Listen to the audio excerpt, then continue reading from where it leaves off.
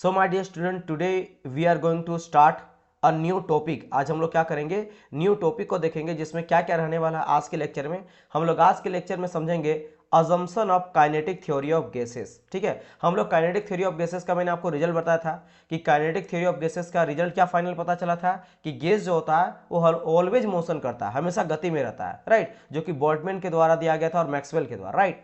अब उसी का हम लोग अजम्पशन देखेंगे कि किसी भी गैस में अगर हम लोग kinetic theory of gas apply करते हैं तो क्या क्या पैरामीटर होता है, क्या क्या अजम्पशन होता है जिसको मुझे लेना पड़ेगा। अगर वो अजम्पशन को फुलफिल करता है तभी जाके बोल सकते हैं कि हाँ, यहाँ पे हम लोग काइनेटिक थ्योरी ऑफ गैस को फॉलो कर रहा है। फिर बात करेंगे कि रियल गैस और आइडियल गैस में क्या डिफरेंस होता है ना, इन दोनों के बीच में डिफरेंस देखेंगे। जिसके लिए आइडियल गैस के बारे में हम लोग को जो सबसे पहले आइडिया पता चला था वो कई सारा, जैसे आप देखो बॉयल्स गैस का बाद बॉयल्स लॉ हो गया, चार्ल्स लॉ हो गया, एवोगैड्रो हो गया, काइनेटिक थ्योरी ऑफ गैसेस हो गया, ये चारों जो लॉ है ना, ये सब आइडियल गैस के बारे में ही तो बताया है। रियल गैस के बारे में सबसे पहले बताया कौन था, वंडरवाल, जो सबसे ज्यादा उसका इक्वेशन को यूज करते हैं। तो हम लोग वंडरवाल इक्वेशन देखते हैं ना, वो क्या किया है, रियल गैस में कुछ उसको आपका करेक्शन करके उसको रियल गैस में कन्वर्ट करा है, क्योंकि आइडियल गैस में कई सारा अजम्पशन लिए हैं। तो उस अजम्पशन को अगर नहीं माना जाए, उसको अगर करेक्शन किया जाए तो ऑटोमेटिकली आइडियल से रियल गैस बन जाता है। तो इसीलिए हम लोग आइडियल गैस और रियल गैस के बीच में डिफरेंस, और फिर हम लोग पढ़ेंगे वंडरवाल इक्वेशन, जो बेसिकली एक तरह से इन्हीं के द्वारा रियल गैस को किया गया था। उसका अजम्पशन दिया गया था कि आइडियल में अगर कुछ चीज को सुधार करते हैं तो मेरा रियल गैस बन जाता है। तो आज के इस पर्टिकुलर वीडियो में, आज के इस लेक्चर में हम लोग तीन चीजों के बारे में समझेंगे: assumption of kinetic theory of gases, real gas versus ideal gas and van der Waals equation. तो चलिए क्लास को स्टार्ट करते हैं। तो चलो, मैंने आप लोग को यहां तक कल के लेक्चर में बताया था आइडियल गैस इक्वेशन। मैंने कहा था कि आप लोग का Boyle's law, Charles law, Avogadro law, ये तीनों लॉ मिलके एक फाइनल जो मेरा इक्वेशन बनता है, that equation is known as ideal gas equation, which is PV equal to NRT, where P is the pressure of gas, V is the volume of gas, N is the number of mole, R is the universal gas constant and T is the absolute temperature. मैं आपको यह भी समझा चुका हूं कि absolute का मतलब क्या होता है, टेम्परेचर इन केल्विन, जो डिग्री सेल्सियस से केल्विन में अगर कन्वर्ट करेंगे तो हम लोग 273 को जोड़ देते हैं, ऑटोमेटिकली मेरा डिग्री सेल्सियस केल्विन में कन्वर्ट हो जाता है। और जो ये मेरा आर होता है, ये आर कब आता है, बिकॉज पी भी जो है वो डायरेक्टली प्रोपोर्शनल था मेरा एन टी का, राइट। एक्चुअल में अगर ये आया था तो पी भी, पी जो था भी, ये डायरेक्टली प्रोपोर्शनल मेरा था एन टी अपॉन आर था। आर जब उधर चल गया था तब मुझे पी वी इक्वल टू आपका एन एन टी मिला था, और जब इस प्रोपोर्शनल को हटाए थे तो मेरा एक जुड़ा था constant, that is called your R, है ना, एन टी। तो आर क्या है, मेरा यूनिवर्सल गैस कांस्टेंट है, जिसका वैल्यू आप देख सकते हो किलो जूल पर मोल केल्विन होता है ना। किलो जूल में भी दिया गया और जूल में भी आपको दिया गया। किसी में भी अगर पूछेगा आपको ऑब्जेक्टिव क्वेश्चन तो आपको करेक्ट आंसर आपको पता होना चाहिए, ठीक है। कल का क्लास बहुत ही बेहतरीन था सर, आपका सब कुछ समझ आ गया था। Thank you so much dear student, thank you so much, thank you so much. चलिए, तो यहां से अब बात करते हैं आगे। देखो अब क्या हुआ कि जब आइडियल गैस इक्वेशन पता चला, यानी तीनों को कंबाइन किए, तो यहां से भी एक रिजल्ट निकलता है, और वो रिजल्ट बहुत ज्यादा आपका क्वेश्चन पूछा जाता है वेरियस एग्जामिनेशन में। वो क्या है, देखो आइडियल गैस इक्वेशन से मुझे पता चला P V equal to N R T. अब ये एन है, एन क्या है, ये नंबर ऑफ मोल है, क्या है, नंबर ऑफ मोल्स है। मतलब ये नंबर ऑफ मोल मेरा हजारों हो सकता, लाखों हो सकता, कई सारा मोलिक्यूल, क्योंकि गैस कंटेनर में कई सारा मोलिक्यूल्स रहता है, तो उसका ये इक्वेशन था। लेकिन अगर मैं क्या करता हूं, यहाँ पे एन को बाहर कर देता हूं तो एन इक्वल टू क्या जगह, पी वी, और आर टी आपका नीचे चल जाएगा, यानी P V upon R T equal to N आ गया। और अगर मैं क्या करता हूं, एक मोल के लिए लिखता हूं तो n इक्वल टू 1 मोल मान लेता हूं, तो अगर 1 मोल मान लेता हूं तो क्या मुझे मिलता, P V divide by R T equal to या 1, या फिर बोल सकते हो कि P V by R T जो हो गया ये मेरा कांस्टेंट हो गया। अब जब भी कभी कांस्टेंट कोई चीज हो जाता है उसका मतलब क्या होता है कि वो मेरा वेरी नहीं करता है, जैसे बोलते हैं ना टेम्परेचर कांस्टेंट। तो थ्रू आउट द सिस्टम, पूरा सिस्टम में आपका टेम्परेचर जो है वो कांस्टेंट रहेगा, वो वेरी नहीं करेगा। वो भाई प्रेशर, मान लो यहाँ पे प्रेशर बढ़ रहा घट रहा, वॉल्यूम बढ़ता घटता है, तो अगर टेम्परेचर कांस्टेंट बोल दिए हैं तो टेम्परेचर, प्रेशर या कोई अदर प्रॉपर्टी कितनों बढ़ रहा घट रहा, टेम्परेचर मेरा कांस्टेंट है तो कांस्टेंट ही रहेगा। सेम अगर मैं यहां पे बात कर लेता हूं कि पीवी व आरटी मैंने कांस्टेंट बोल दिया, तो यहां पे प्रेशर बढ़े, वॉल्यूम बढ़े घटे, है ना, और टेम्परेचर बढ़े घटे, यहां पे PV upon RT is complete value. आप बोलेंगे सर प्रेशर बढ़ेगा घटेगा, बढ़ेगा, वॉल्यूम बढ़ सकता घट सकता, हाँ हो सकता है, टेम्परेचर बढ़ सकता घट सकता, हो सकता है, लेकिन इन सब का कंप्लीट यानी पीवी अपन आरटी का जो वैल्यू मिलेगा वो मेरा कांस्टेंट देखने को मिलेगा। तो अब क्या किए, ग्राफ ड्रॉ किए। जब मैं यहां पे ग्राफ ड्रॉ करा हूं ठीक है। जब मैं यहाँ पे ग्राफ ड्रॉ करा हूं तो आप देख सकते हो ये मेरा ग्राफ है, दिस इज योर ग्राफ। एक मैंने वर्टिकल लिया है और एक मैंने हॉरिजॉन्टल लिया है। हॉरिजॉन्टल में मैंने क्या करा, प्रेशर के साथ मेजरमेंट करा, तो यहाँ पे मैंने प्रेशर ले लिया। एंड वर्टिकल वाला देख सकते हो पीवी अपॉन आरटी लिए हैं। क्यों लिए पीवी अपॉन आरटी, क्योंकि यही तो कांस्टेंट है। तो जब भी ये चीज जिसका रेशियो मुझे निकालना था तो प्रेशर के साथ वेरी करवा के देख रहे हैं। अब ये चीजें हम लोग कर लिए तो आप देख सकते हो यहाँ पे मैंने क्या करा है, एक लिया है कांस्टेंट, एक देख सकते हो हॉरिजॉन्टल ग्राफ जा रहा है। इसका मतलब क्या है कि यहाँ पे पीवी अपॉन आरटी जो है ना वो मेरा कांस्टेंट है। पीवी अपॉन आरटी कांस्टेंट जैसे हम लोग करते थे ना, जिस तरह पी एन वी है, ये प्रेशर वॉल्यूम का डायग्राम अगर है और अगर मैं कोई हॉरिजॉन्टल लाइन ले लिया, इसका मतलब क्या यहाँ पे प्रेशर कांस्टेंट है कि देखो मान लो यहाँ पे प्रेशर समथिंग आ रहा है, इस पॉइंट पे मेरा प्रेशर कुछ भी रहेगा। प्रेशर मान लेते हैं कि इस पॉइंट में क्या है, मेरा प्रेशर इक्वल टू है 1 बार। तो देखो वॉल्यूम मेरा बढ़ सकता है, वॉल्यूम मान लो यहाँ पे मेरा 10 है वॉल्यूम, फिर 20 वॉल्यूम है, 30 वॉल्यूम है, 40 वॉल्यूम है, वॉल्यूम बढ़ते जा रहा है लेकिन प्रेशर मेरा कांस्टेंट है। उसी तरह चूंकि हम लोग यहाँ पे हम लोग क्या किए, पीवी अपॉन आरटी लिए हैं, तो ये जो मेरा हॉरिजॉन्टल लाइन है ये क्या शो कर रहा है, ये मेरा शो कर रहा है कि भाई पीवी अपॉन आरटी जो है ना ये मेरा कांस्टेंट है। चाहे मैं कितना भी प्रेशर को बढ़ा रहा हूं, पीवी अपॉन आरटी यहाँ पे चेंज नहीं हो रहा है। इस बात को समझना बहुत ही इंपॉर्टेंट है कि यहाँ पे ये क्या बोलना चाह रहा है। समझ गए मेरी बात कि नहीं, ठीक है। चलिए, तो ये यहां पे ये चीज आप लोग को समझ में आ गया होगा कि ये क्या बोलना चाह रहा है, क्या बोलना चाह रहा है। चलो, अगर यहां तक आपको समझ में आ जाए तो मैं आगे बढ़ता हूं। अब हम लोग क्या किए, ये तो मैंने आइडियल गैस इक्वेशन सिर्फ कौन सा, सिर्फ आपका ये वाला है dear, this is your ideal gas equation, ठीक है। आइडियल गैस रिलेशन बोलो, आइडियल गैस इक्वेशन बोलो, आप जो बोलो ये उसी चीज को डिफाइन यहाँ पे कर रहा है। मैं आपको बिल्कुल टू द पॉइंट चलूंगा। देखो कई सारे बच्चे बोलते हैं ना, कल के लेक्चर में एक बच्चा मेरे को बोला था कि सर थोड़ा फास्ट जा रहे हैं, मतलब थोड़ा सा स्लो जा रहे हैं, थोड़ा फास्ट करिए।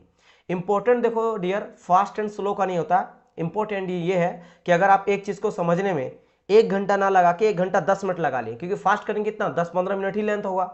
लेकिन अगर आप चीजों को अच्छी तरह से समझ जाते हो ना तो आप एग्जाम में बेहतर तरीके से अटेम्प्ट कर सकते हो। जल्दबाजी के चक्कर में अगर रहोगे तो एग्जाम में अगर क्वेश्चन नहीं बनेगा ना तो वो फिर पढ़ा हुआ, जो मान लीजिए कि आपने 1 घंटा में कोई थ्योरी को पढ़ा है, उसको थोड़ा डिटेल में अगर पढ़ते ना तो 1 घंटा 1.5 घंटा हो जाता है। तो 1 घंटा बर्बाद हो गया अगर आपसे क्वेश्चन ही ना लगा।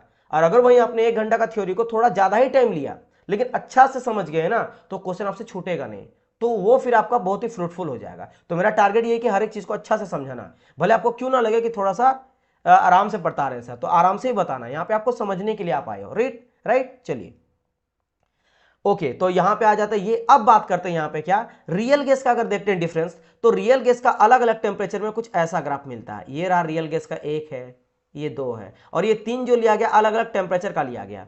मान लेते हैं T2 टेम्परेचर एक अलग टेम्परेचर लिया गया, मान लो जितना भी लिए, मान लो हम लोग 30 डिग्री में लिए और स्टडी किए, फिर एक T1 से थोड़ा बढ़ा दिया टेम्परेचर, है ना, फिर T1 और बढ़ा दिया, मतलब यहाँ पे T0 जो टेम्परेचर सबसे बड़ा है उससे छोटा T1 है, सबसे छोटा मेरा T2 है।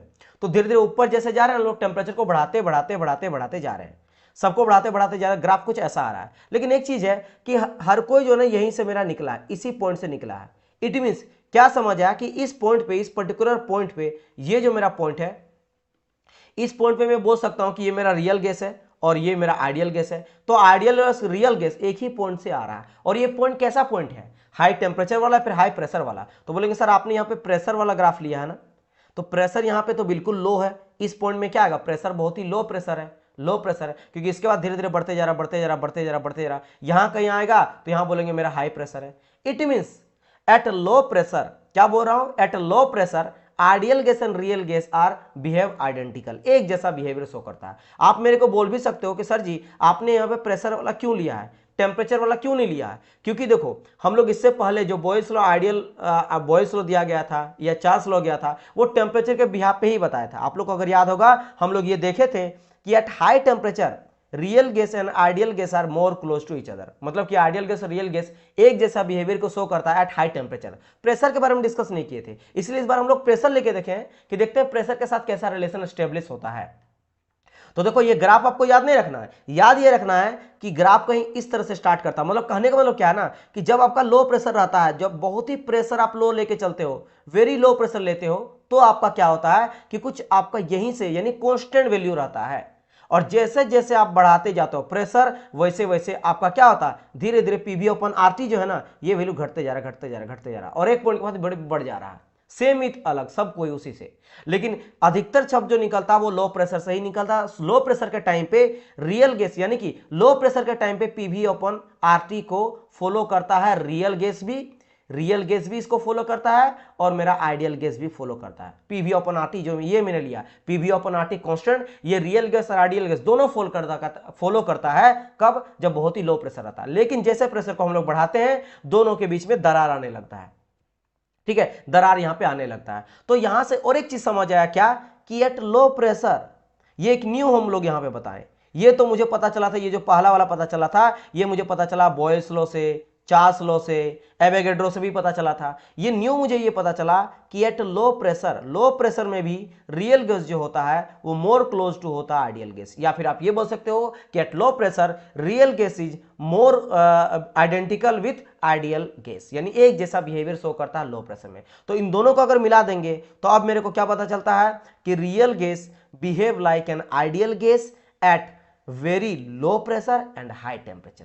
तो यही एक कंडीशन है, ओनली यही एक कंडीशन है जब रियल गैस और आइडियल गैस जो होता है वो एक जैसा बिहेवियर को शो करता है। कब? जब उसका आपका टेम्परेचर जो रहेगा बहुत ज्यादा रहेगा और प्रेशर बहुत ही कम रहेगा। बस इसके अलावे और ऐसा कोई भी पॉइंट नहीं है जहां पे आइडियल गैस और रियल गैस एक जैसा देखने को मिलेगा, दोनों का बिहेवियर अलग अलग होता है, केवल यही दो कंडीशन होता है। तो ध्यान, ओनली एट, इसी लिखा गया only eight low pressure and high temperature. तो कुल मिला के ये वाला लास्ट में जो ग्रीन वाला लाइन है, ये हाईलाइट मैंने जो करा highlight, this is very very important, जहां से आपका क्वेश्चन बनता है, ठीक है। फैकल्टी बहुत अच्छे हैं, क्वालिटी भी बहुत अच्छा मिल रहा है, ठीक है, उस हिसाब से फी भी ठीक है। बस सिलेबस पूरा करवा दीजिएगा, मैं खुश हूँ। Thank you so much dear. बिल्कुल बिल्कुल सही बात है, वही बात है, कंटेंट रहता है ना। जैसे कई सारे स्टूडेंट बोलते हैं ना, अब भाई एक चीज मेरे को बताओ, अगर मान लो मैं ही देखो आज के टाइम पे स्मार्टफोन आप खरीदते हो ना, मान लो मेरे पास आईफोन है, अब इस फोन को अगर आप ढंग का भी लेते हो तो आपको 50 के आसपास लग ही जाता है ना, 1.5 लाख तक चल जाता है।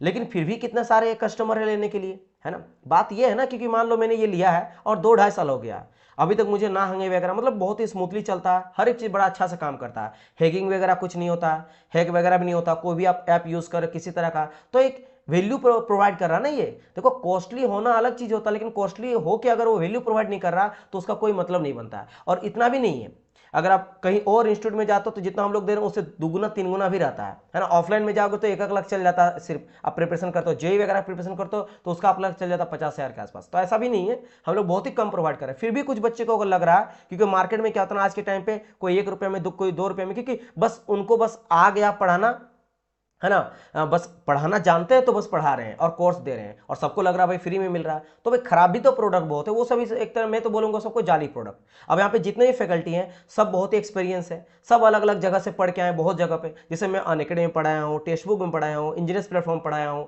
इसके अलावा आपका आपके कितना सारे इंस्टीट्यूट, मतलब बहुत सारे इंस्टीट्यूट में पढ़ाया हूँ, इसके अलावा मैं ऑफलाइन सेंटर भी पढ़ाया हूँ, और जितने भी क्वालिफिकेशन है हर एक एग्जाम को मैं क्वालिफाई कर रहा हूं, तब जाके इस चीज कर रहा हूं। मेरा फुल टाइम यही काम ही है, मैं ये कई सालों से कर रहा हूं और यही मैं करूंगा, यही मेरा लाइफ है, ये मुझे अच्छा लगता है, ये काम मेरे को करना है। मेरा ये कोई बिजनेस नहीं बनाना है, मेरे को यहाँ पे स्टेब्लिश करना है। और स्टेब्लिश कोई इंसान कब होता है, जब उसी में उसको लाइफ देना है। तो जब तक वो अच्छा काम नहीं करेगा, जब तक उसका डेडिकेशन होगा, तब तक वो नहीं होगा। तो लगभग सारे फैकल्टी, और जब इस तरह का कोई फैकल्टी आता है तो चार्ज वो करते हैं अच्छा खासा, है ना, तो उसको भी बेयर करना है टीम को, है ना, सारे फैकल्टी हैं, कंटेंट को भी हैंडल करना, बहुत सारे चीज होता है, ऐसा कोई बात नहीं है। तो समझदारी वाली बात है। अब यहाँ पे जो भी बच्चे इस तरह का बोलेंगे, तो वो जो खुद डिप्लोमा किए हैं, बीटेक किए हैं, आप सोचो कितना पैसा दिए हो और आपने क्या जाना है, और उससे कितना एग्जाम आपका निकला है।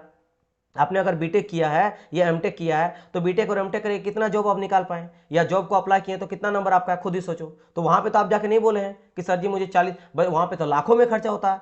कोई भी बच्चा बीटेक किया तो मुझे तो नहीं लग रहा कि किसी का भी 5 लाख से कम में खर्चा हुआ होगा पूरा बीटेक, उससे तो ज्यादा ही होगा अगर आप सब कुछ जोड़ लेते हो तो, है ना, रहना खाना दिस दैट करके तो 10 लाख प्लस हो जाएगा। और यहाँ पे आपको उसका क्या ही लिया जा रहा है, जबकि आपको जॉब एक्चुअल तो हम लोग पढ़ा रहे हैं, है ना। तो समझने वाली बात है, अगर जिन बच्चों को समझ आता है वो चीजें, वो पढ़ने वाले बच्चे ये सब चीज नहीं करते, वो देखते हैं कंटेंट पे है या नहीं है, है ना। और जिनको नहीं करना रहता है उसको तो भाई हजारों ऑप्शन मिल जाता है। तो वो सही बात है, बिल्कुल होगा, क्यों नहीं सिलेक्शन होगा, सभी का सिलेक्शन होगा, बस आपको अच्छे से पढ़ना है। हाँ बिल्कुल बिल्कुल, इंटरव्यू वगैरह भी होगा तो उसका भी हम लोग पूरा प्लानिंग करेंगे, ठीक है। चलिए, जिस भी एग्जाम किसी का भी इंटरव्यू वगैरह रहता है सब कुछ हम लोग प्लानिंग करेंगे, डिपेंडिंग करता है कि किस एग्जाम में कहाँ क्या होता है, सब कुछ किया जाएगा। चलिए, तो यहाँ समझ गए आप, यहाँ से मुझे ये वाला चीज़ पता चला जो आपको याद में रखना है। बढ़ते हैं आगे। अब हम लोग बात करते हैं आज का न्यू टॉपिक। जैसे मैंने कहा था आज हम लोग क्या पढ़ेंगे, assumption of kinetic theory of gases. मैंने स्टार्टिंग में ही कहा था कि काइनेटिक थ्योरी ऑफ गैसेस जो है वो मैक्सवेल और बोल्डमिल के द्वारा दिया गया था, और उनके द्वारा क्या कहा गया था कि गैस जो होता है वो हमेशा गति करते रहता है, वो कभी रेस्ट कंडीशन में नहीं रहता, ऑलवेज वो गति करते रहता है, हमेशा का हमेशा गति करते रहता है। क्लियर, अच्छा ओके।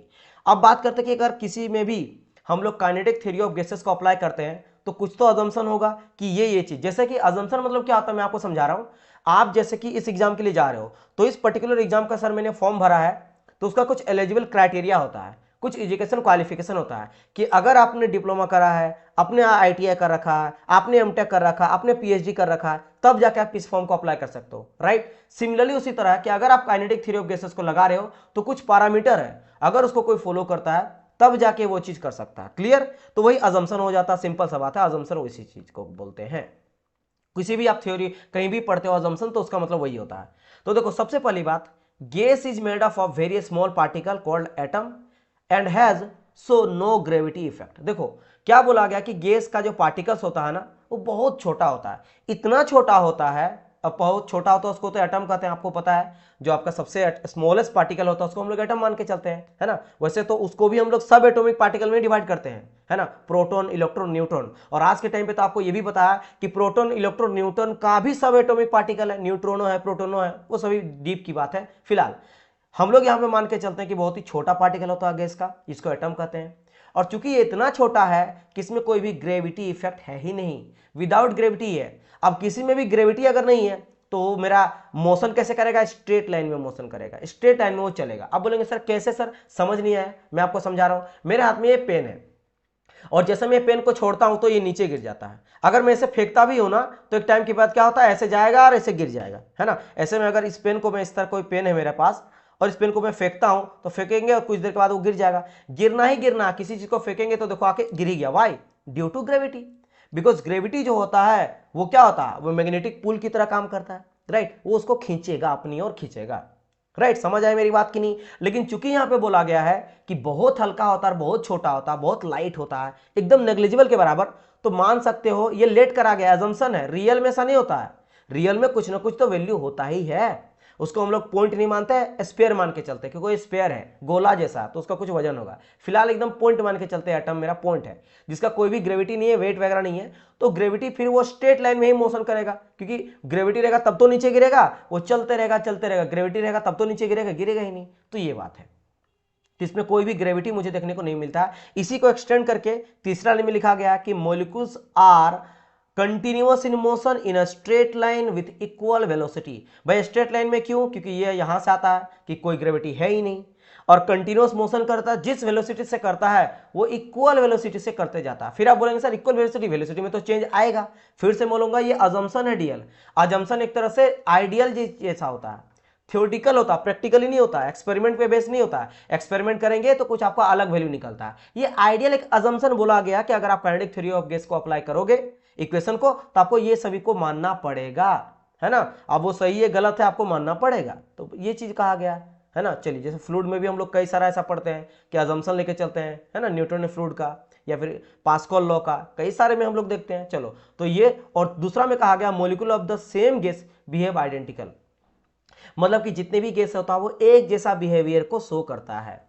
अच्छा, यहाँ पे अगर मैं बात करता हूँ कि अगर मैं बोल दिया यहाँ पे कि इक्वल वेलोसिटी के साथ मोशन करता है और हर एक डायरेक्शन में इक्वल वेलोसिटी, जैसे कि यहाँ पे मान लेते हैं कोई बीच में क्या मेरा एक मेरा मॉलिक्यूल्स है ना, एक मेरा क्या है, ये एटम मान लेते हैं ना, सबसे बेस्ट ये मान लेते हैं, ये मेरा क्या है, एटम है सेंटर में जो है ना, ये दिस इज योर एटम, एक मेरा एटम है।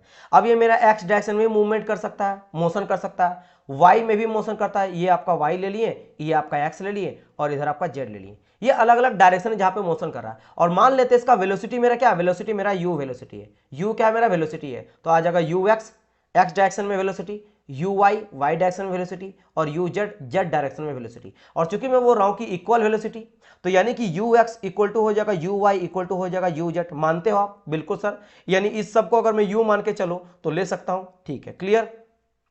अब अगर मैं निकालना चाहता हूं कि भाई रिजल्टेंट वेलोसिटी कितना मेरा होगा, रिजल्टेंट वेलोसिटी मेरा कितना होगा, तो आप क्या निकाल सकते हो? उसको निकालने का तरीका क्या होता है कि यू स्क्वायर, रिजल्टेंट जो मेरा वेलोसिटी होता है u square equal to u x square plus u y square plus u z square. जैसे पाइथागोरस से हम लोग रिजल्टेंट निकालते हैं ना, कि 3 साइड दिया गया, एक साइड का निकालते हैं, तो क्या करते हैं, मान लो इस तरह से ए बी सी कोई ले लेते हैं तो निकालते हैं b equal to c square plus d square. इस तरह से मान लो निकालते हैं ए इक्वल टू मान लो बी स्क्वायर प्लस सी स्क्वायर, और रूट हटा के यहाँ रूट अंडर चढ़ा देते हैं। सिमिलरली रिजल्टेंट निकालने का एक तरीका होता है, सेम यहाँ पे कर रहे हैं, है ना, कि यहाँ पे हम लोग लिख सकते हैं क्या कि यू इक्वल टू जो कंप्लीट मेरा ये this is your you is nothing but the you क्या है, यू मेरा क्या है, दिस इज योर रिजल्टेंट या रिजल्ट बोल सकते हो, रिजल्ट ऑफ वेलोसिटी टोटल का। तो हम लोग क्या करेंगे, सिंपल ये चीज कर देंगे। अब यहाँ पे स्क्वायर हटेगा तो क्या जाएगा यू स्क्वायर, है ना, यू अच्छा और एक चीज, चूंकि मेरा है यहाँ पे यू एक्स इक्वल टू है यू वाई इक्वल टू है यू जेड,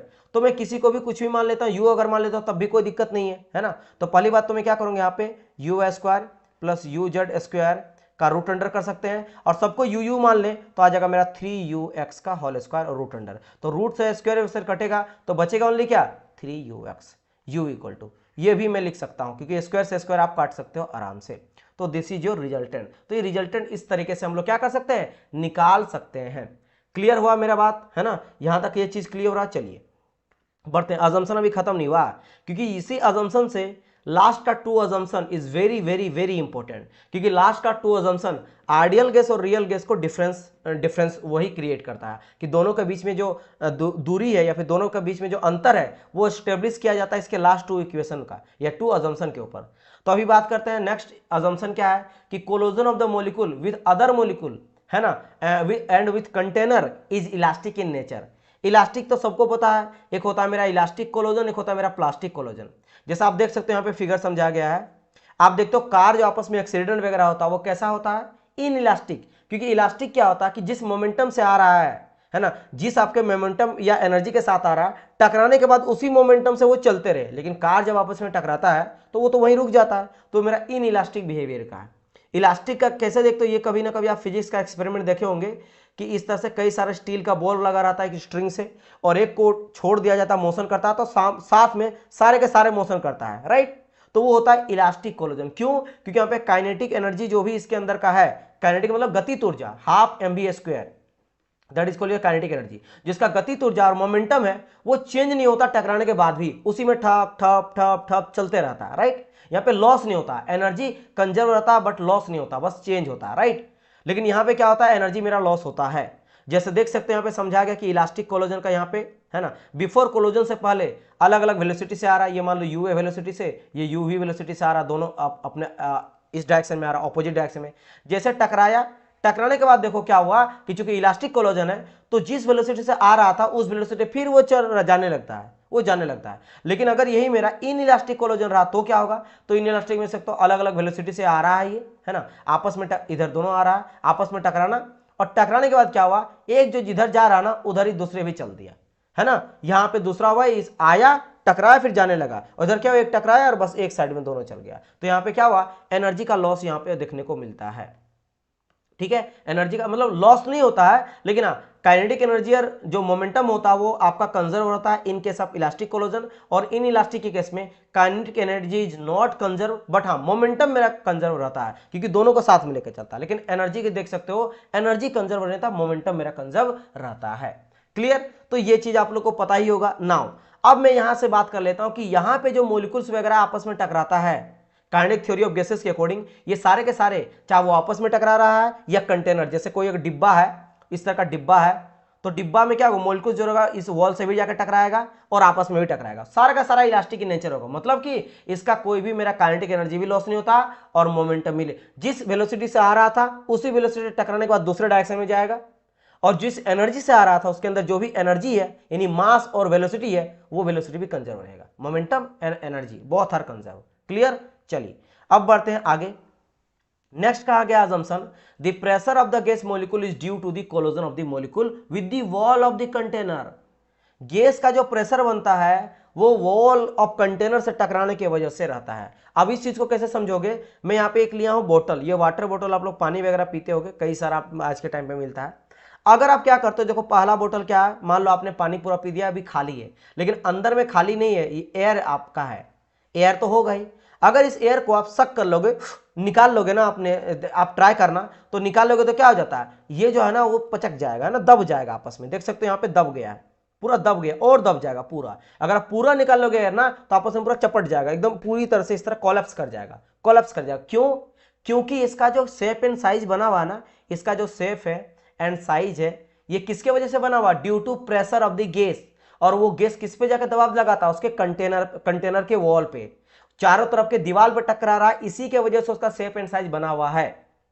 तो सेम चीज तो बोला गया है कि pressure of the gas of molecule is due to the collision of molecules with wall of the container, उसके वॉल से जो टकराता है उसके वजह से उसका प्रेशर डेवलप होता है। तो दुनिया में कोई भी चीज का जो प्रेशर होता है ना, एयर प्रेशर या किसी और फ्लूइड में रखा गया फ्लूइड प्रेशर की वजह से उसका शेप एंड साइज बना हुआ रहता है, उसका प्रेशर वहां पे मेंटेन किया रहता है। या कोई भी देख लो, बड़ा से बड़ा अगर पानी का है, तो पानी का अगर मान लो इस तरह का कोई गिलान है और वापस में थोड़ा पचका हुआ भी है, दबा हुआ भी है, अगर पानी डालते जाता हूं धीरे धीरे फैलते जाता और एकदम पूरी तरह से फूल जाता है, राइट।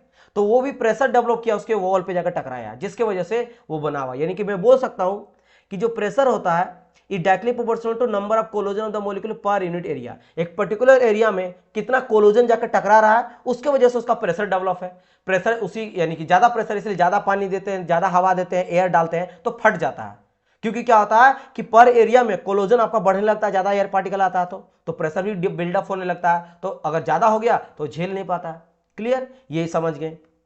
अब बात करते हैं सर, प्रेशर तो समझ गए, प्रेशर मेरा वॉल से जाकर टकराता है मॉलिक्यूल्स, उसके वजह से होता है कोलोजन जो होता है। टेम्परेचर किसके वजह से होता है गैस का, जैसा आप बोलेंगे सर जी आज ना गर्मी बहुत ज्यादा, बहुत ही टेम्परेचर है, ये होता है depend on the kinetic energy of the molecules. अब जो ढेर सारा यहाँ पे मॉलिक्यूल्स होता है, ये मैंने कहा कि मॉलिक्यूल्स जो होता है gas molecule, they are always in motion, हमेशा मोशन करता रहता है, और आपस में क्या करता है, ये आपस में ही टकराने लगता है, आपस में भी टकराता है और वॉल से भी टकराता है। जो आपस में कोलोजन हो रहा है ना ड्यू टू काइनेटिक एनर्जी की वजह से, हाफ mv², जितना ज्यादा मॉलिक्यूल्स उतना आपस में, क्योंकि ऑलवेज मोशन करता रहता है, हमेशा गति करेगा, तो जितना ज्यादा गैस पार्टिकल उतना अंदर में मोशन, उतना टकरा रहा है, उतना टकरा। और यहाँ पे ऐसा भी नहीं है कि भाई इसका काइनेटिक एनर्जी और मोमेंटम मेरा लॉस हो रहा, नहीं, वो तो कंजर्व रहा, क्योंकि इलास्टिक नेचर हम लोग बोल के चले हैं। तो टकरा रहा, ढेर सारा टकराते रह रहा। इट मीन्स क्या हो रहा, जितना टकराएगा उतना उसका गैस का टेम्परेचर भी बढ़ेगा। और कैसा टेम्परेचर, एब्सोल्यूट यानी केल्विन में टेम्परेचर, समझ गए ना, केल्विन में टेम्परेचर। तो जितना ज्यादा बिल्डअप होता है वहां पे कोलोजन, नंबर ऑफ कोलोजन, उतना काइनेटिक एनर्जी बढ़ेगा, उसकी वजह से उसका टेम्परेचर भी बढ़ेगा, टेम्परेचर भी बढ़ेगा। क्लियर, क्योंकि आप बोलेंगे सर टकराने की वजह से टेम्परेचर कैसे, आप दोनों हाथ खोलो और रबिंग करो, आप देखो धीरे धीरे आपको हाथ क्या होगा, गर्म होते जाता है। तो कोई चीज आपस में अगर टकराएगा ना तो वो हीट तो होगा ही डियर, बहुत कम होता है, लेकिन अब ढेर सारा चीज आपस में टकरा रहा है तो उसकी वजह से हीट तो आपका जनरेट करेगा, एक मेंटेन करता है हीट को। तो जो टेम्परेचर होता है ये डायरेक्टली प्रोपोर्शनल होता है किसके, काइनेटिक एनर्जी का। और यहां से बहुत सारा आपको क्वेश्चन पूछा जाएगा, इस वाले से भी फाइनल आपका रिजल्ट और इससे भी, ये दोनों को याद रखना, these are very very important. यहां से क्वेश्चन आपका बनेगा, जब मैं आपको क्वेश्चन लगवाऊंगा तब आप देखोगे यहां से बनता है। चलिए अब आ जाते हैं वो पॉइंट पे जो मेरा आइडियल गैस को और रियल गैस के बीच में डिफरेंस क्रिएट करता है, या फिर डिफरेंस जो बताता है, ये दो बताता है। ये पहला हो गया, और नेक्स्ट पेज में आपका है ये वाला। ये दोनों आपको याद रखना, क्यों, क्योंकि आगे चलकर ये मैंने क्या कहा कि मेरा आइडियल गैस और रियल गैस के बीच में डिफरेंस क्रिएट करता है। जब मैं क्या करूंगा ना, रियल गैस बनाऊंगा तो आइडियल गैस में क्या सुधार करना है यहीं से पता चलेगा। अभी आपको नहीं समझ आ रहा तो कोई दिक्कत नहीं, आगे चलकर आपको समझ आ जाएगा, फिलहाल समझो। तो यह आप लोग का आ जाता है और एक assumption kinetic theory of gases का। ये क्या बोलता है कि the volume occupy by the molecule of gas is negligible as compare to volume of the gas. क्या बोला है सर, समझ नहीं मेरे को आया, तो मैं आपको समझा रहा हूं। आपके पास एक बड़ा सा रूम है, क्या है, कमरा है, बहुत बड़ा कमरा है, बहुत बड़ा क्या है, मेरे पास एक कमरा है, राइट, बड़ा सा एक रूम है, राइट। अच्छा, मेरे पास क्या है, आप देख सकते हो मेरे पास एक परफ्यूम है, फॉग का है, हर कोई यूज करता होगा शायद, ठीक है। अब ये मेरे पास बहुत बड़ा कमरा है जहां मैं पढ़ा रहा हूं आप लोग को, स्टूडियो है ना। अब यहां पे मैं क्या करूंगा, इससे निकालूंगा, तो आई होप सो शायद निकले हुआ चीज जो है आपको दिखे, देखो निकला ना, तो ये गैस पार्टिकल निकला एक बार में। अब वो गैस पार्टिकल का मैं निकलता है, उसको मैं पकड़ता हूं, ऐसे निकला, पकड़ लिया इसको, मान लेता, सपोज करो कि मैंने इस गैस पार्टिकल को अपने हाथ में पकड़ लिया। अब मेरे बताओ इसका जो इस जो अब मेरा यहां से जो निकला है ना, ये जो मेरा क्या वॉल्यूम ऑफ द मॉलिक्यूल्स है, आयतन, उस मॉलिक्यूल्स का आयतन है, ये आयतन कितना छोटा है, इतना छोटा हाथ में आ गया अगर मैं पकड़ूं तो। और मेरा अगर रूम के मैं बात कर रहा हूं, है ना, रूम का अगर बात करता हूं जिसमें गैस है, उसका वॉल्यूम कितना, तो सर वो तो बहुत बड़ा, वो तो बहुत बड़ा कमरा है। तो उस कमरा के अगर मैं कंपेयर करूं इतना छोटा वॉल्यूम, तो कितना छोटा, बहुत ही छोटा है। तो मैं इसको नेग्लिजिबल मान के चलता हूं in case of kinetic theory of gas. Negligible, इसको हम लोग मानते ही नहीं है, वही कहा गया इस पॉइंट पे। और यही होता है क्या कि जब ये तो बात करा गया आइडियल का, क्योंकि भाई अजम्पशन मतलब आइडियल, लेकिन जैसे ही हम लोग रियल गैस लेते हैं तो इस चीज को नहीं मानते हम लोग, यानी कि जो भी इसका वॉल्यूम होगा चाहे कितना कम क्यों ना हो, हम लोग इसको मानते ही मानते हैं, मानते ही मानते हैं। यानी अभी मैं अगर बोलूं, जैसे अभी देखो समझा गया कि ये बड़ा सा रूम था, इसका एक रूम का आयतन होगा, यानी वॉल्यूम ऑफ द गैस कहा गया है, गैस तो एयर पार्टिकल है ही, है ना। और ये थोड़ा सा जो निकाले ने वॉल्यूम ऑफ द मॉलिक्यूल्स है, यानी कि परफ्यूम हो गया। तो जैसे परफ्यूम एयर से मिल जाता है, तुरंत कुछ देर के बाद आपको क्या देखते हो कि कुछ देर के बाद पूरा रूम में ना परफ्यूम महक जाता है। अगर कोई दूर में भी बैठा है ना, तो कोई बोलेगा अरे कोई परफ्यूम लगाया है क्या, कोई किसी को अगर एलर्जी है या कोई बदबू अगर रूम पे है, तो आप जैसे परफ्यूम मारते हो वो चीज कन्वर्ट हो जाता है, बहुत ही अच्छा एक परफ्यूम, मतलब सुगंध जैसा में आपको मजा आने लगता है। तो तुरंत रूम में फैल गया, क्योंकि एयर से मिक्स हो गया और वो तुरंत ट्रेवल किया, पूरा रूम में फैला दिया। लेकिन एक्चुअल में उसका जो आयतन है वो बहुत ही कम रहता है एज कंपेयर टू पूरा रूम। तो पूरा रूम का आयतन अगर मैं बोल देता हूं 1000 है, तो इस मॉलिक्यूल का आयतन कितना रहेगा, मान लो तो 0.001 रहेगा। अब इसके कंपेयर में बहुत कम है, तो इसको हम लोग नेग्लिजिबल मानते हैं, मतलब अभी भी मानते हैं कि रूम जो है मेरा खाली ही है। लेकिन जब हम लोग रियल देखते हैं ना, वेरी गुड इवनिंग वर्षा, वेरी गुड इवनिंग, तो जब हम लोग क्या करते हैं कि जब रियल गैस का बात करते हैं, इन रियल गैस में हम लोग इसको भी कंसिडर करके चलते हैं, भले कम क्यों ना है, यानी अभी मेरा खाली नहीं। जब रियल गैस लेंगे क्या करेंगे, इसको माइनस करेंगे 0.001 को, कि भाई कुछ तो कमी है। ये ऐसा ही बात है ना, देखो इसको मैं अगर प्रैक्टिकल आपको समझाऊं, ऐसा ही बात है कि मान लो आपके पास है 10 लाख रुपया, है ना, और आप 10 लाख रुपया में मान लो आपके फोन आज के टाइम पे फोन पे हो जाता है ना, गूगल पे या फिर इस तरह का आपका अकाउंट में है, और आप ट्रांजेक्शन भी करते हो, तो आपको कोई 10 लाख रुपया दिया पापा रखने के लिए, फिर कोई भी कंपनी आपको दी कि रखिए मैं आपसे लूंगा 10 दिन के बाद, तो कोई आपसे मांगा कि 5 रुपीज दो, ओनली कितना दो, 5 रुपीज दो या 1 रुपीज दो, 10 लाख में, है ना, 10 लाख में कोई 1 रुपया आपसे मांगा, और कोई फिर आपसे पूछा, आपने 1 रुपया उसको दे दिया, पापा आपसे पूछे कि 10 लाख रुपये है ना बाबू, तो आप क्या बोलोगे, हाँ है पापा 10 लाख रुपये तो है ही, क्योंकि 1 रुपया को आप मानते नहीं, नेग्लिजिबल आप मानते हो, नहीं मानते हो। लेकिन जब ऑडिट होगा, जब उस चीज को आप बैलेंस चेक करते हो, तो 10 लाख रुपया तो दिखाएगा नहीं, आपका पूरा दिखाएगा कि 9 लाख रुपया है ना, 9,99,999 रुपया, यानी कि एक्चुअल में कुछ तो कमी है। यानी कि जब अकाउंट पे आप देखोगे तो वही हो गया कि 10 लाख समझ लो कि आपने वो रूम का वॉल्यूम माना है, और 1 लाख रुपया जो 1 रुपया है वो आपका क्या है, वॉल्यूम ऑफ द मॉलिक्यूल, जिसको आप नेग्लिजिबल, पापा बोले हाँ एक है, पूरा का पूरा पैसा पड़ा। लेकिन एक्चुअल में जब देखोगे, जब हम रियल में बात करेंगे, इन रियल, ये आइडियल में आपने बोल दिया 10 लाख है, लेकिन रियल में क्या बोलेंगे कि नहीं 9,99,999 रुपया है, यानी आपने माइनस करा, किस केस में, रियल केस में। और यही हम लोग करेंगे आगे चलकर, यही करेंगे। इसीलिए मैंने कहा कि ये जो होता है वो आइडियल और रियल केस में, ये मेरा बहुत इंपॉर्टेंट देखा जाता है अजम्पशन, जो कि क्रिएट करता है उन दोनों के बीच में, डिफरेंस को बनाता है। समझ गए यहां पे बात, चलो ये हो गया पहला। अब बात करते हैं सेकंड अजम्पशन, जो फिर से आइडियल और रियल गैस के बीच में आपको देखने को मिलता है। सेकंड क्या बोलता है कि there is no intermolecular force of attraction between the molecules, जो दो मॉलिक्यूल्स है उसके बीच में जो इंटरमोलिकुलर अट्रैक्शन होता है वो यहां पे कंसीडर नहीं किया जाता है। अब बोलेंगे इसका क्या मतलब हुआ सर, मैं आपको बताता हूं। दो तरह का जी होता है, जिसको हम लोग ग्रेविटी फोर्स बोलते हैं, है ना। एक होता है कैपिटल जी, एक होता है स्मॉल जी, सबको पता होगा। ये होता है यूनिवर्सल गैस, यूनिवर्सल हम लोग लेते हैं ग्रेविटेशनल फोर्स, और ये होता है एक्सेलरेशन ड्यू टू ग्रेविटी। दो तरह का आपको लेके चलते हैं, राइट। अच्छा, अब आपको पता होना चाहिए कि ये जी कहाँ लगता है और ये जी कहाँ लगता है। अगर आपको नहीं पता है तो आई विल टेल यू, अब मैं जो बोलूंगा वो आप हमेशा याद रखोगे। देखो क्या, ये जो छोटा बड़ा जी होता है, ये लगता है दुनिया के किसी भी दो पार्टिकल के बीच में फोर्स ऑफ अट्रैक्शन रहता है।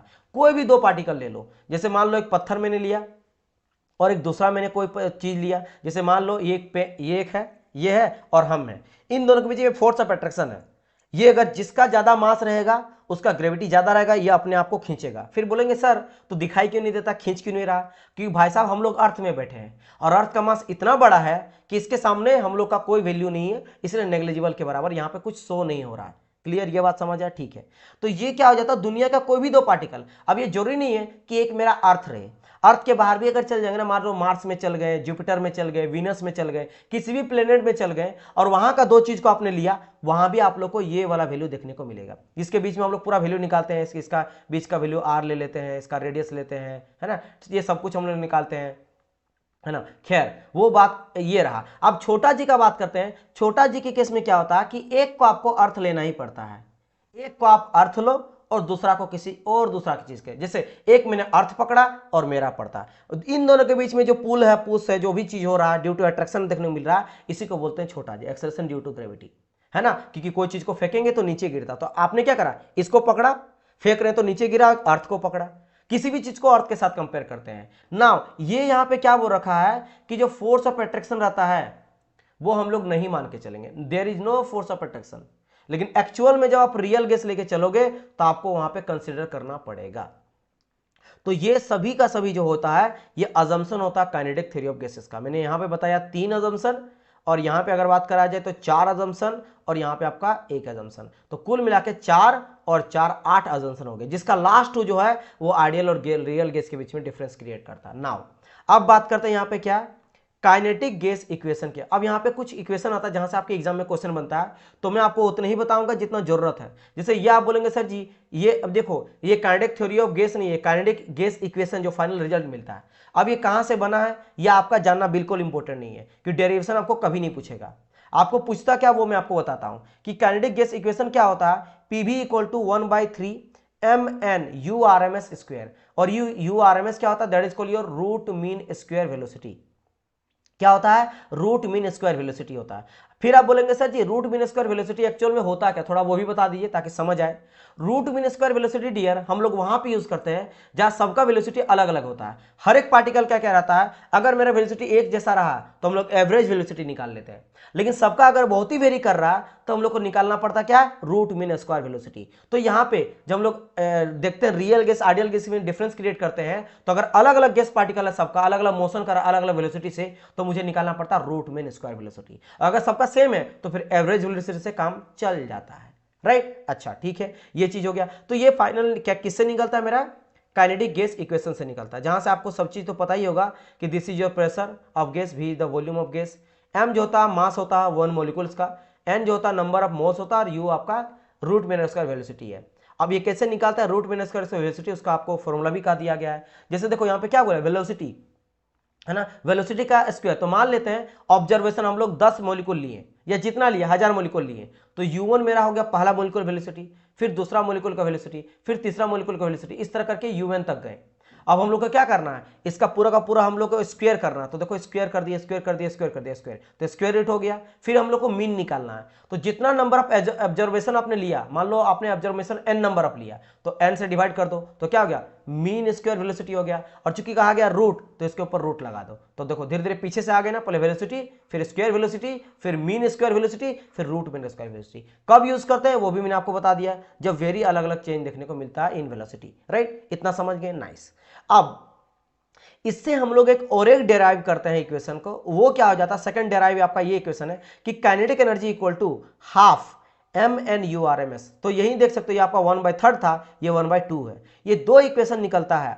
अब इन दोनों इक्वेशन को क्या करते हैं हम लोग, डिवाइड करते हैं। डिवाइड दूसरे को करते हैं फर्स्ट से, यानी कि second equation is divide by first equation. तो सेकंड को जब फर्स्ट डिवाइड करेंगे तो सेकंड वाला में क्या था, सेकंड वाला आप देख सकते हो, this one is your second equation. तो काइनेटिक एनर्जी इक्वल टू ये आपका ये था हाफ mn/URMS। और फर्स्ट इक्वेशन मेरा क्या बोलता, फर्स्ट बोलता PV equal to 1/3 into mn/URMS। तो देखो नीचे में PV इक्वल टू 1/3 अपन URMS। तो यहाँ पे आप देखोगे कि कुछ चीजें कट जाता है, जैसे m से m कटा, n से n कटा, URMS से URMS पूरा कट गया, खत्म। बचा क्या, ओनली 1/2 नीचे बचा, 1/3 ऊपर बचा। इसको कैलकुलेट करोगे तो क्या होगा कि 3 जो है ऊपर चल जाएगा, 2 नीचे आ जाएगा, यानी कि काइनेटिक एनर्जी अपन PV इक्वल टू 3/2। और आप ध्यान दोगे कि जो हम लोग का आइडियल गैस इक्वेशन था वो किस फॉर्म में था, PV इक्वल टू RT के फॉर्म में था। क्या था मेरा, PV इक्वल टू RT के फॉर्म में यहाँ पे था, राइट। अच्छा, और यहाँ पे मेरा क्या आ गया, ये आ गया काइनेटिक एनर्जी अपन PV। तो PV है लेकिन RT था, यहाँ पे काइनेटिक एनर्जी आया, यानी यहाँ से एक अलग इक्वेशन निकलता है और काइनेटिक एनर्जी के फॉर्म में लिख सकते हैं। और वो क्या बन जाएगा, सिंपल भाई, पीवी को उधर ले जाओगे तो काइनेटिक एनर्जी इक्वल टू बना 3/2 ऑफ पीवी। तो ये आपका फाइनल, आपको याद रखना है दिस वन, बस इतना आप लोग को याद रखने का जरूरत नहीं है। आप एक बार देख लिए, समझाने का बात है, क्योंकि आप लॉन्ग टाइम तक याद कब रख पाते हो, जब आपको पता चलता कि कहां से क्या आया। वैसे मैंने यहाँ पे भी शॉर्टकट मारा है, because not important for you derivation. हाँ, फाइनल रिजल्ट अगर कभी कभार पूछ दे कि पीवी इक्वल टू और एक कौन सा इक्वेशन होता है, इसलिए आपको एक बार देख लेना, 2-3 बार देखोगे तो आपके दिमाग में सेट हो जाएगा। आप ऑप्शन में आपको पता चल जाएगा डिफरेंस, आपका ये चीज याद रहेगा तो। और ये भी एक आपका था, ठीक है, कहां से आया है, काइनेटिक गैस इक्वेशन से आया, राइट। और ये आपका फाइनल याद रखना है कि काइनेटिक एनर्जी जो होता है, अभी मैंने कहा था कि काइनेटिक एनर्जी जो होता है डायरेक्टली प्रोपोर्शनल होता है मेरा टेम्परेचर का, है ना। ये मैंने कहा था अभी, जस्ट मैंने अजम्पशन में ही बताया था, यहाँ पे देख सकते हो, यहाँ पे मैंने बताया था। और आपका काइनेटिक एनर्जी इक्वल टू 3/2 अपन पीवी, यानी कि काइनेटिक एनर्जी जो है वो डायरेक्टली मेरा प्रेशर का भी होता है, और काइनेटिक एनर्जी जो होता है डायरेक्टली मेरा वॉल्यूम का भी होता है, टेम्परेचर का भी होता है। यहाँ से ये सभी चीज समझ आया। नाउ अब इसको क्या करा जाता है, जो फाइनल इक्वेशन मेरा निकला, इसको कई फॉर्म पे हम लोग लिखते हैं, अलग अलग फॉर्म पे कन्वर्ट करके। तो देखो क्या क्या कन्वर्ट करते हैं। तो अभी मैंने यहाँ पे क्या लिखा, 3/2 kinetic energy equal to 3/2 of PV, ये मैंने अभी आप लोग को फाइनल बताया, ठीक है। देखो इसमें मैं कितना कितना इसको अलग अलग फॉर्म पे लिख सकता हूं, उसको देखो ध्यान से। सबसे पहले हम लोग को पता है PV equal to NRT ideal gas equation, right. और नंबर ऑफ मोल अगर एक मान लेते हैं तो पीवी इक्वल टू आरटी आ जाता है, आरटी आ गया, ठीक है। तो जहां पे ये मेरा पीवी था ना, यहाँ पे जो मेरा पीवी था, इसके जगह में आरटी में अगर मैं वैल्यू पुट कर दो, कोई दिक्कत है नहीं ना। तो सिंपल क्या कर सकता हूं, kinetic energy equal to 3/2 of PV जगह में आरटी, पीवी जगह में आरटी। तो एक मेरा यहाँ पे बन गया, एक मेरा यहाँ पे बन गया। यहां से और एक चीज क्या निकलता है कि हम लोग प्रूव किए थे, अभी मैंने आपको कोई अजम्पशन बताया था कि काइनेटिक एनर्जी जो होता है वो डायरेक्टली प्रोपोर्शनल मेरा टेम्परेचर का। और यहां से ये बात को प्रूफ भी देखने को मिलता है, because this is your kinetic energy और दिस इज योर टेम्परेचर। तो इस बात का भी यहाँ से प्रूफ मेरा निकल जाता है। सेम चीज देखो देखो कहा गया, पीवी जगह में आरटी कर दिया है, और ये दो इक्वेशन। तो देखो एक आपका क्या निकल गया, एक आपका इक्वेशन निकल गया दिस वन, एक आपका फाइनल इक्वेशन निकल गया ये वाला, और एक आपका निकल गया ये वाला। तो ये भी याद रखना, ये भी याद रखना, यानी आप बोल सकते हो ये वाला भी और ये वाला भी, राइट। तो ये दो इक्वेशन आपको याद रखना है, ये भी और ये भी दो निकला। अच्छा और देखो, और देखो, kinetic energy equal to 3/2 of PV, right. अच्छा ठीक है। एंड चूंकि मुझे ये पता है कि PV equal to 3/2, 2/3 of kinetic energy होता है, तो यहाँ पे PV equal to 2/3 of EV लिख सकते हैं, that is equal average energy, है ना। या फिर पीवी अपन आरटी भी होता है, तो RT equal to 2/3 of kinetic energy भी लिख सकते हैं। अब बोलेंगे सर यहाँ पे क्या किए, कुछ नहीं किए। देखो यही वाला kinetic energy equal to 3/2 of PV, देखो यहाँ पे लिख के दिखाता हूँ कि kinetic energy equal to 3/2 of PV. तो मैं पीवी को एक साइड रखता हूं, उधर ले जाता हूं, तो पीवी इक्वल टू 2 ऊपर आ गया, 3 नीचे आ गया, और काइनेटिक एनर्जी का काइनेटिक एनर्जी रहा। तो यही फॉर्म में लिखा गया, पीवी इक्वल टू निकाल दिया, कुछ नहीं। और पीवी इक्वल टू मुझे पता, अभी मैंने कहा पीवी इक्वल टू आरटी होता है ना। पीवी इक्वल टू क्या हो जाता है dear student, PV equal to आपका आरटी होता है। तो जहां पीवी था वहां पे आरटी भी लिख सकते हैं। तो आरटी इक्वल टू भी आ जाता है क्या, काइनेटिक एनर्जी इक्वल टू 2/3। और यहाँ पे कभी कभी काइनेटिक एनर्जी के जगह आपको एवरेज एनर्जी ई भी लिखा रहेगा, तो ये भी लिख सकते हैं। अलग अलग फॉर्म है। तो आपको अगर आपको केवल क्या याद रखना पता है, आपको दो ही चीज याद रखना है, this one and PV equal to NRT, बस।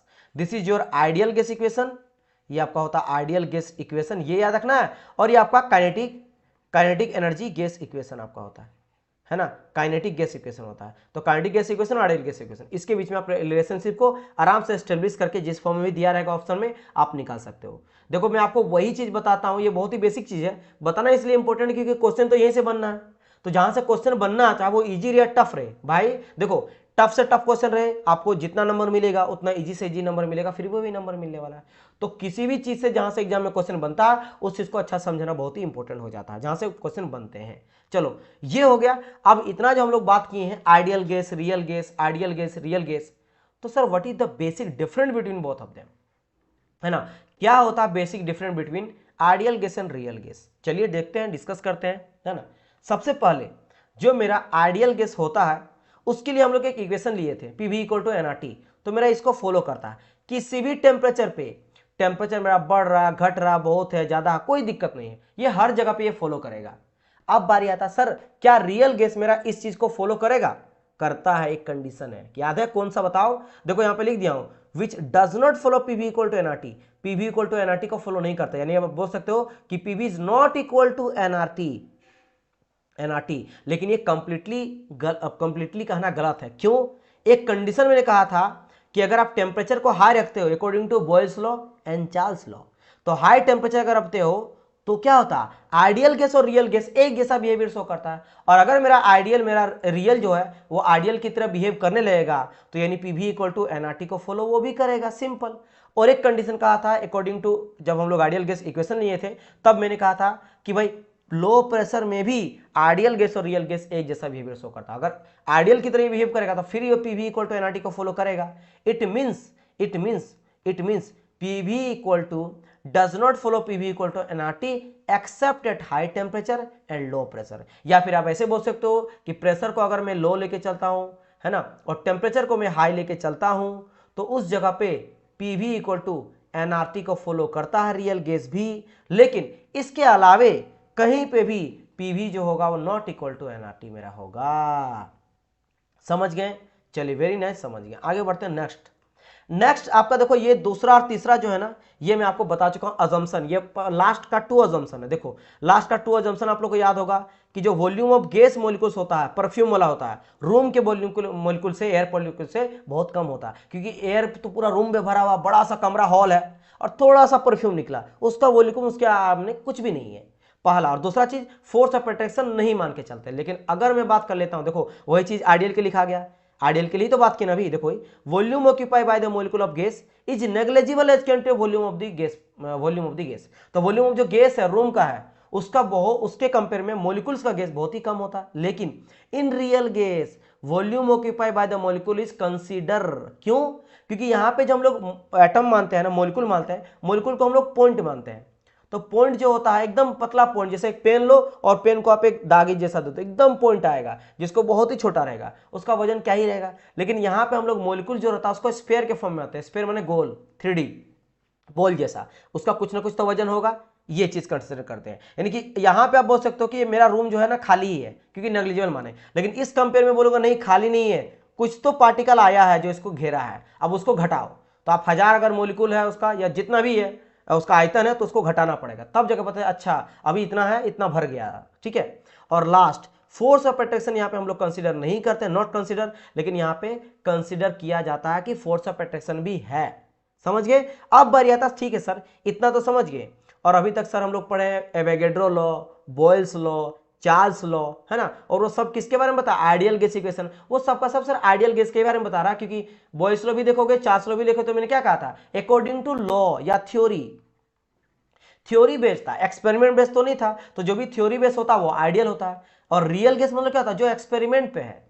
तो सर इसके लिए कौन मेहनत किया था, कौन रिसर्च वगैरह दिया है कि रियल गैस को समझना है तो मेरा इक्वेशन को लगाओ। अब यहां पे आ जाते हैं हमारे कौन भाई साहब, आ जाते हैं यहां पे वंडरवॉल भाई साहब। वंडरवॉल भाई साहब क्या किए थे, रियल गैस को समझने के लिए इक्वेशन दिए थे। अब रियल गैस को समझने के लिए आपको दो ही चीज करना था। देखो ये बहुत ज्यादा मेहनत नहीं किया था, मेहनत बस ये किया था कि यहाँ पे जो चीजें था ना उसको आपका क्या कर दिया, उसको करेक्शन कर दिया। जैसे यहाँ पे हम लोग वॉल्यूम ऑक्यूपाई को नहीं माने थे कि नेग्लिजिबल है, उसको मान लिया गया, और फोर्स ऑफ अट्रैक्शन को भी नहीं माना गया था, उसको मान लिया गया। जैसे हम लोग यहाँ पे माने ऑटोमेटिकली रियल बन गया। अब उसके लिए क्या इक्वेशन होता है वो इंपॉर्टेंट है, राइट। तो वो अभी हम लोग चलेंगे आगे चल के देखें। बेहतरीन session sir, thank you so much dear student, right. चलो बट उससे पहले कुछ ग्राफिकल इमेज होता है जो आपसे पूछा जाता है, और बच्चे ग्राफिकल चीजों में और इस तरह का चीजें में थोड़ा कंफ्यूज हो जाते हैं, उनको लगता है सर ये तो बड़ा डरावना चीज है। तो दैट्स वाई इसको मैं थोड़ा एक्सप्लेन करता हूं, यहां से भी क्वेश्चन आपका बनता है ना, और आपको बेहतरीन तरीके से समझाने का मैं ट्राई करता हूं, देखता हूं फिर आपको समझ आता है कि नहीं। पहले एक बार आप लोग सारे स्टूडेंट बताओ, यहां तक मैंने जो चीज बताया क्या वो सारी चीज समझ आप लोग को आया है? वैसे तो एसएमएस मुझे मिल ही चुका है कि बेहतरीन सेशन सर, लेकिन मैं थोड़ा सा सभी का फीडबैक लेना चाहता हूं। क्या यहां तक ऑल क्लियर है? आप मुझे क्लियर लिख के बोल सकते हो कि हाँ सर सब चीज क्लियर है, आगे बढ़िए। चलिए बताइए, एक बार कंफर्म करिए आप लोग।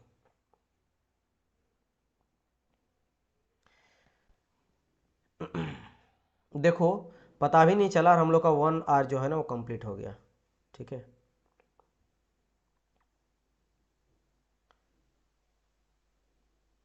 ऑल क्लियर है सर, नाइस। तो इस चीज़ को हम लोग कल देखेंगे डियर। मुझे लगा था कि मैं आज ही आप लोग का ये चीज़ बता दूंगा, बट आप जैसे देख ही सकते हो कि टाइम जो है वो हो चुका है। तो कोई बात नहीं, इसका कल हम लोग पार्ट 2 लाएंगे और कल पार्ट 2 में इसके बारे में डिस्कस करेंगे, ठीक है। चलिए तो यहीं तक हम लोग क्लास को रखते हैं, ठीक है। कल फिर हम लोग डिस्कस करेंगे इसके आगे, और मैं आपको बताऊंगा कि क्या ये चीज होता है इसके बारे में, यानी कि ग्राफ में अगर आप देखते हो तो आइडियल और रियल गैस का कैसा ग्राफ बनता है ना, उसके बारे में डिस्कस करेंगे। जो वॉल्यूम होता है वो आपका हाई प्रेशर लो प्रेशर में जब हम लोग कंडीशन मानते हैं आइडियल गैस का, तब क्या देखने को मिलता है। फिर डिस्कस करेंगे, करेक्शन करेंगे, यानी कि हम लोग आइडियल से रियल गैस को बनाएंगे, वो करेक्शन करके, कौन कौन सा, वॉल्यूम का करेक्शन करके और हम लोग प्रेशर का करेक्शन करके, जिसके लिए यूज करते हैं हम लोग किसका, वंडरवॉल इक्वेशन का। तो ये चीज हम लोग देखेंगे, राइट। और ये चीज हम लोग देखेंगे कल के क्लास में। तो चलिए डियर स्टूडेंट, मिलते हैं हम लोग कल, तब तक के लिए goodbye and God bless you all.